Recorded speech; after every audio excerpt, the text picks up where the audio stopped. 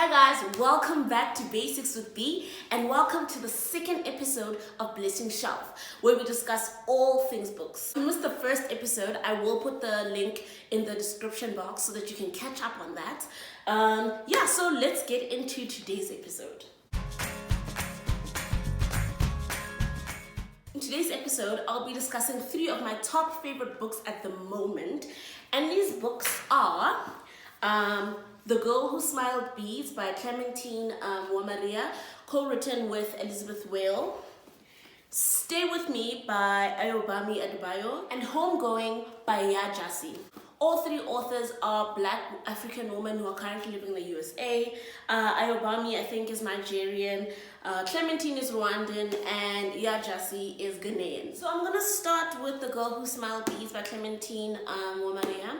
This is actually a memoir that she wrote, co-wrote with Elizabeth Whale, that speaks about her life as a Rwandan refugee. The story is told from her perspective, because it is a memoir, and it alternates between the journey of her life from 1994 when she ran away from the war, the Rwandan genocide, and on the other side, her life in the US. When she was 6 years old, Clementine and her sister Claire, who was 14 or 15 years at the time, had to run away from Rwanda because of the war, and they traveled up to 7 or 8 countries, and these included Tanzania, Mozambique, South Africa.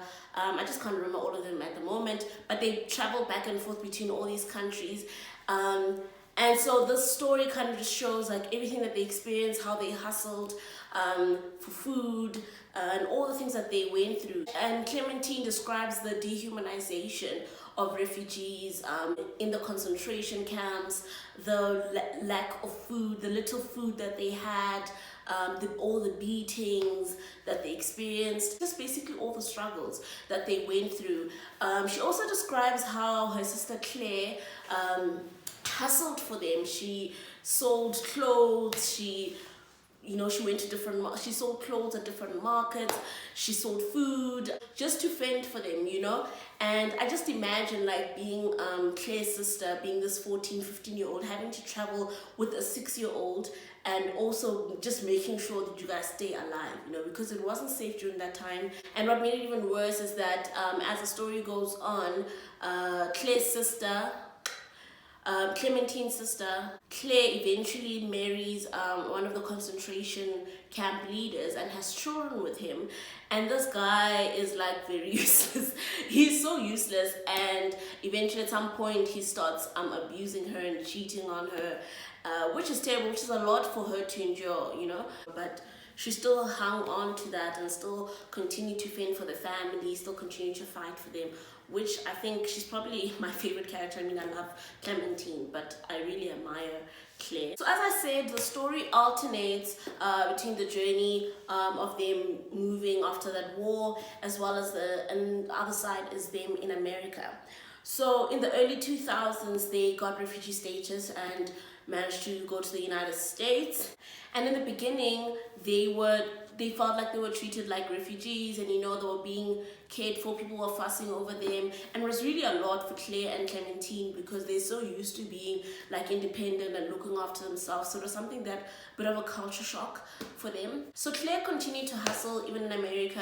She lived in an apartment with her children, and because Clementine was young, she was taken in by this white family, and they basically took her through school, basically like a mother, and this woman basically became like a mother to her, which was really great because then she was exposed to all these different opportunities, but still she was still struggling with this whole thing of like being a victim, being a refugee, and that being your identity, and also being treated like that even in the classroom, being the face of the Rwandan genocide. People want to know all about what you experienced. So I think during that time she kind of tries to reconcile with her identity as a Rwandan, as a child back then, and trying to find that and reconcile it with who she is right now, while also still trying to integrate into this new world. At some point, Clementine enters this writing competition with the Oprah team, and she goes on to the show and wins and goes on to the show, and Oprah actually flies her family over to America. So mind you, this time they didn't even know if their family was alive, but then they show up on the show, and it's actually like quite a huge moment. I'll link the video in the description box, so you guys must really watch it. It was actually such an emotional moment in that on the show. And then eventually, obviously they had to go back, but eventually Claire manages to get them back to America so that they can live with them permanently. So during that time, she was also trying to reconnect with her parents, reconnect with her siblings, which is really a lot, because I mean, imagine you lost all your parents at like when you were like 6 years old, and now you're like 16, 17, 18. You've experienced so much during that time. Where do you even start with like, oh, this once happened, this one happened, I didn't even know you guys were alive, did you guys try looking for me? So I think there was just a lot of like tension with them, and this is just something. And towards the end of the book, and I think this might have been 2017 or 2018, Clementine was still trying to, connect with her mother. She even took her to some trip in Europe. But you could tell that there's still a bit of like a disconnect between the two of them, which I found really interesting.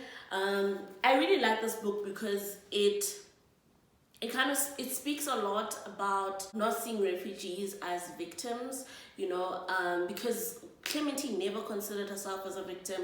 And even like reading how she describes Claire, who is the strong, level-headed person who never sees herself as like less than anyone just because she was a refugee. Like even when she was on the Oprah show, she was just like, she wasn't fazed by it. It was just one of those, what makes you better than me? I am not a victim, which I really like, and it's something that I think we need to constantly try to internalize, that we shouldn't internalize this victimhoodness, even when circumstances are difficult. The thing is that it spoke a lot about identity, like I just couldn't get my mind around, being just a number at 6 years old. Like you were in a nice, happy family, warm home, they were pretty like privileged, I suppose, middle class. And then you're just completely stripped away of that. No one even knows where you are. You're in Mozambique, you're in Tanzania. No one even knows who you are. You don't have parents. So that speaks a lot about identity. And even when she moved to America, trying to reconcile her old self with who she is right now. Another theme that I think I really enjoyed in the story was one that speaks to justice, but also speaks to privilege. Because obviously when we start seeing how her life is right now in America, all the opportunities that she has, all this new world, all these things that were happening that other children had, while she was like running between countries and things like that, it was very eye-opening. I mean, obviously I'm fully aware that like I'm privileged and a lot of people around me are privileged, but it's just like wow, you never really think about that, like someone around my age is living like this, you know what I mean? Like when I was 8 years old, like I was running around the playground, whatever, and there's another 8-year-old on the other side of the world who was just trying to survive. It's really, it was really a lot, really emotional, and I would 100% recommend this book if you are interested in the experiences of a Rwandan refugee, just to understand a bit of what people experienced during that period. I definitely recommend that for this. Okay, the next book I'm going to discuss is Homecoming by Yajasi. So the blurb actually says that the story is about Ifya and Essie, two half-sisters who don't know each other, but it actually isn't really about them. The story just starts with them. It's based in the 18th century. Well, it starts off in the 18th century in the Gold Coast, which is now known as Ghana. So what happens is Ifya's mother was a house girl, and she has sexual relations with the man of the house, and had Ifya and ran away the night that she was born. And eventually married a man who I think was a chief, was someone important in the village, and had Essie. So this is how they ended up like not knowing each other. So the each chapter describes the life of a new character. So in the first chapter describes Ifia's life and how her father sold her to a white British slave trader as a bride. So she married this man, so she had to marry this man, and leave home. And then the second chapter speaks about the life of Essie, who, like I said, was the daughter of like a chief or important personnel. And at some point she gets captured as an American slave to go work on the American plantation. So the next chapter speaks about Ifya and James, which is her husband's son, mixed race son, Quey. I don't know how to say his name, Quey. And how he went to study in England and then came back to Africa and had to kind of like take over the family slave trading business, and basically all the things that he experienced and being a part of this business, and eventually just ran away with some other woman from the village and disappeared. So the next chapter speaks about Ness, which is Essie's daughter, who was born a slave on the American plantation, and all the things that she experienced as well, all the beatings, all the cruelty of being a slave, and also how she eventually like met someone as well, someone fell in love and whatnot. And the next chapter speaks about Quey. Guys, I still don't know how to say this name. I'm just gonna say Q. The next chapter is about Q's child, Q's daughter, and the next chapter is also about Ness's child. So we kind of see like how one lineage, which is based in America, and the progression of Black people in America, how they were first slaves and went through multiple different stages in different generations, from being freed from working in coal mines, Harlem, and also the period where people were addicted to heroin. So many different things through the generations up to where Black Americans are right now. On the other side, we also see the progression of Black people in Africa, from gaining independence, missionaries, witchcraft, things like that, up until where Africa is right now. The last character that they describe in this lineage ends up studying in Stanford. So eventually the last characters of both of these lineages meet at some point, and they travel to Ghana together. And by the way, they didn't even know that they were in any way related, because so many generations and things passed between that and now, between then and now. But eventually when they're in Ghana, it becomes like a whole full circle thing, and they find out that they are actually related, and it's just like a huge thing. I really enjoyed this because every chapter was like a whole new character, and it really felt like I was reading like more than 10 different short stories. And it's really great because you kind of meet this new character in a completely different period in time, and you see kind of the experiences all the things that they're experiencing in that period of time and whatever's happening in that. So you also learn about just the environment and the culture in that time period, as well as how they're navigating through it. And on top of that, you also know like where their generation, where their kind were a few generations ago, because you read up on their ancestors like 3 chapters ago. This was really captivating and really, really well written. Like I said, like because each chapter being almost seeming like a new story, like a short story, I would at any time, like if I felt like reading a part of someone's story, I would definitely even read like a random chapter of it. But it's really nice like seeing how all the different generations connect with each other. So I thought like the story is gonna be about these 2 sisters who don't know each other and then eventually meet. But it's so amazing how it happened, like that the 2 lineages met maybe like 10 or more generations later. So that's it's brilliant. I would definitely recommend this book. So the last book is like my absolute favorite, and I realized that I actually really just love dramas, because this book is all the drama, it's all the emotions, it's all the twists and turns, and guys, it's like a telenovela in a book. I love it.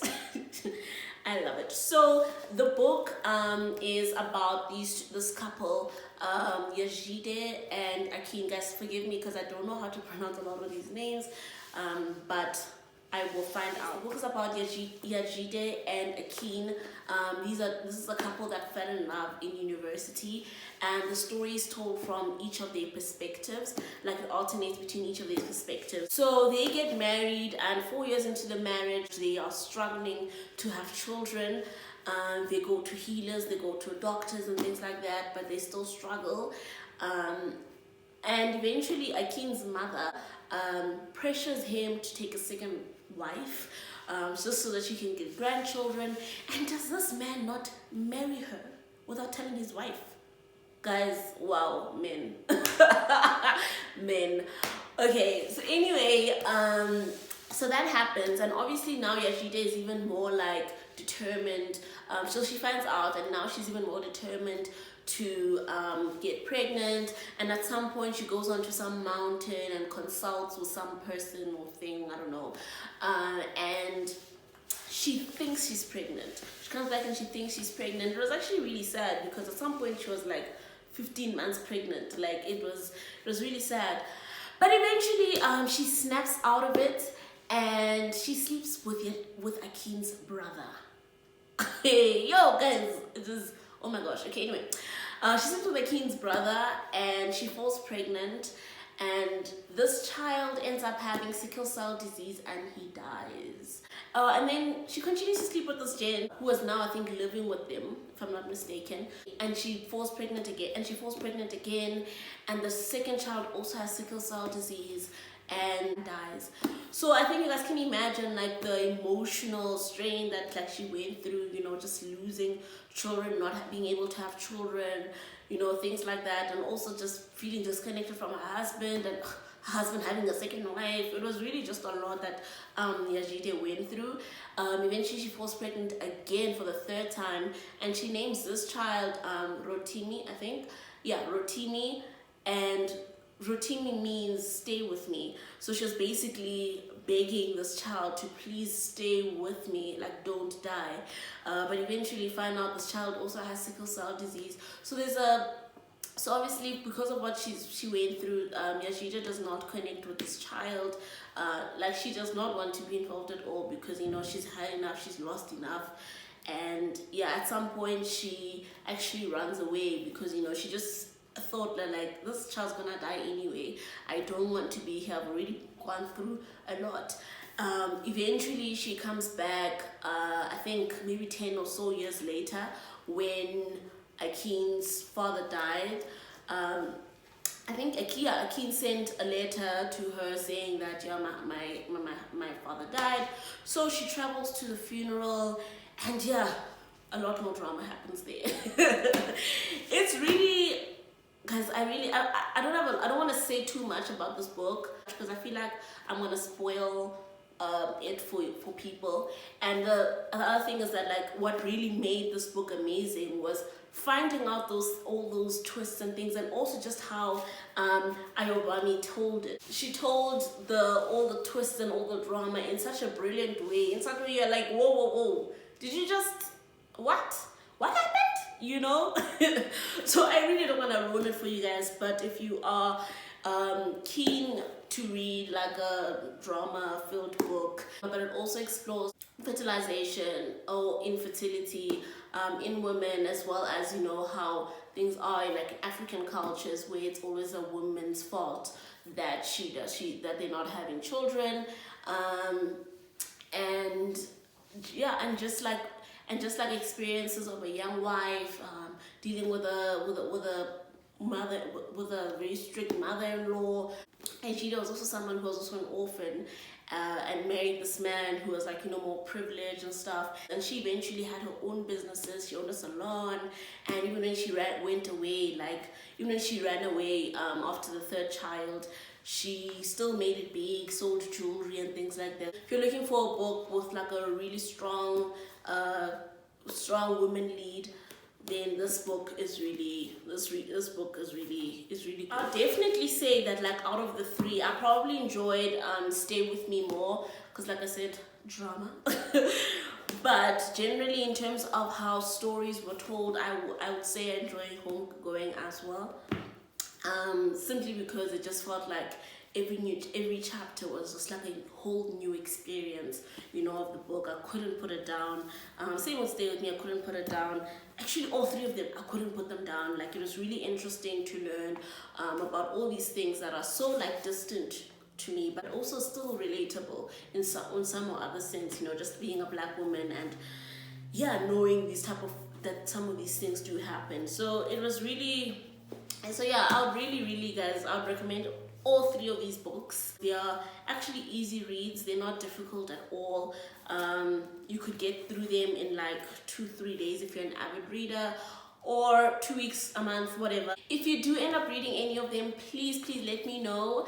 If you have read any of them, let me know what you think about any of them in the comments. And if you want to chat more about it, you can follow my book club Twitter page, Book Enthusiast. Please let me know what you think about this video, and yeah, let me know if there are any other books that you guys want me to review. Otherwise, keep a lookout for the next episode. Please don't forget to give this video a thumbs up, and don't forget to subscribe to my channel. Don't forget to catch up on the other videos if you haven't caught up yet. I hope you guys enjoyed this. Bye.